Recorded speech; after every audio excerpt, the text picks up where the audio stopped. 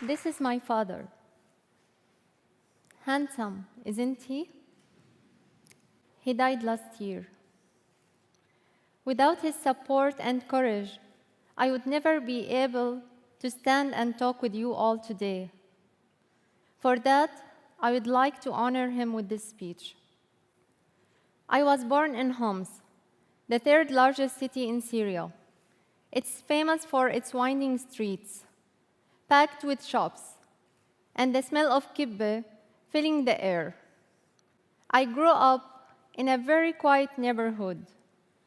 The cement apartments of our street were full of generations of families and friends. My life was simple and uncomplicated. By 2011, I had already completed my undergraduate studies in English literature and was preparing to travel to London. Instead, I saw myself in the middle of the war. The Arab Spring had sparked massive protests in the streets of Egypt and Tunisia. It won't happen here, I thought, as I walked home through familiar streets. But the air was charged, almost electric. Everywhere I went to, TVs were on 24 hours a day. Many spoke in hushed voices and looked over their shoulders, because all had ears. The first largest and biggest protest happened in Homs on the 18th of April 2011, where people went out the streets asking for their freedom, dignity, and democracy. Many of them were killed or arrested. Encouraged by my father and armed with my cell phone, I decided to face my fear and join. We covered our faces to hide our identities. My father had warned me, if I was caught or arrested, it would be far worse than man being in jail. He said that women will be raped, tortured, and damaged mentally and physically. And that happened later for thousands of imprisoned women. One Friday afternoon, I joined the protest. We marched, sang protest songs, and held each other's hands. After it, at nighttime, I posted the pictures and videos of the protest to Facebook. My friends and I and several neighbors used to document all the protests, all the attacks happened by the regime at that time. We didn't know who was who and who was involved, because we all used our fake names to protect ourselves. Then came the day that changed my life. When 3 big buses arrived to our neighborhood after an hour of the protest, full of soldiers and security forces. They ran into the street and attacked the civilians with canisters of tear gas. At that moment, I was prepared with my friends with cases of Coca-Cola and onion to reduce the burning of the eyes and the throats of the people.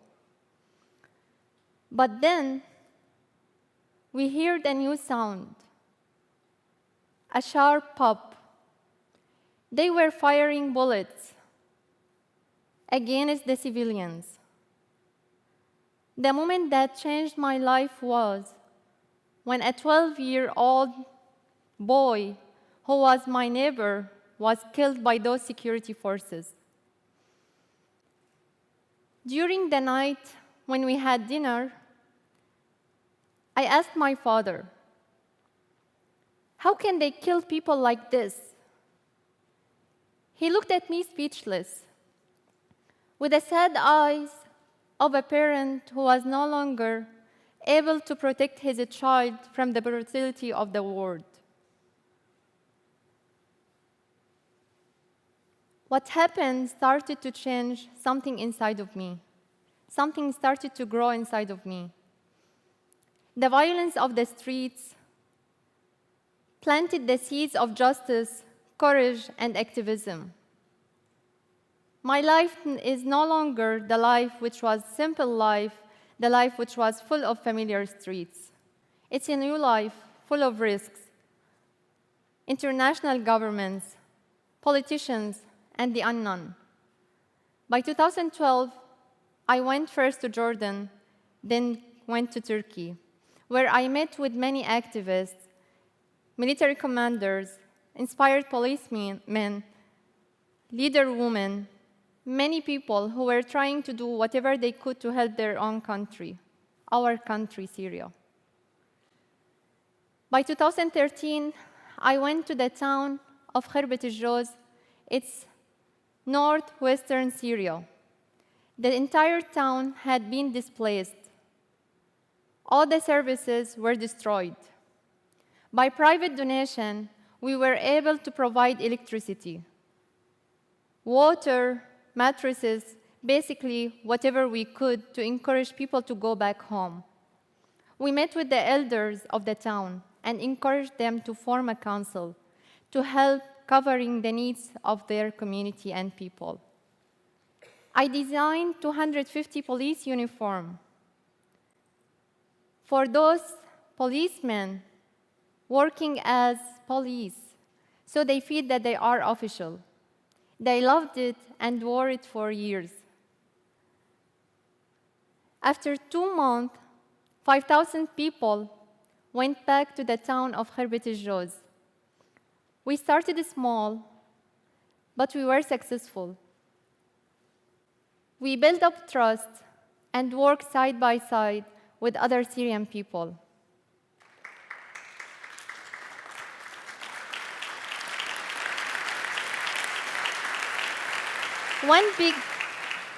It was not easy for me being a Syrian female activist in this war, but I powered through, driven by my young, reckless passion to change the world. I met many people who were in need to be supported. I was lucky and active. I was invited to many international conferences in the world, like Women Democracy Network in Washington, D.C., like Rising Stars in Bosnia, where I met the president there. I was curious to know how other countries were able to fix their own problems after the war. One big issue that still haunted me, frustrated me, was that the local administrative councils, which we helped created, were mainly created and run by men, while the Syrian women were playing an incredible role during the war, helping the injured, working day and night, calming the crying children, burying the dead, mourning in silence. But no one showed it. No one gave them the media attention they deserved. I started to think, how can we create a space for women to lead a better life? A life can affect their community and family in a positive way. A life can protect their children from being extremist or being in risk. For that, I always called my father. He always listened to me.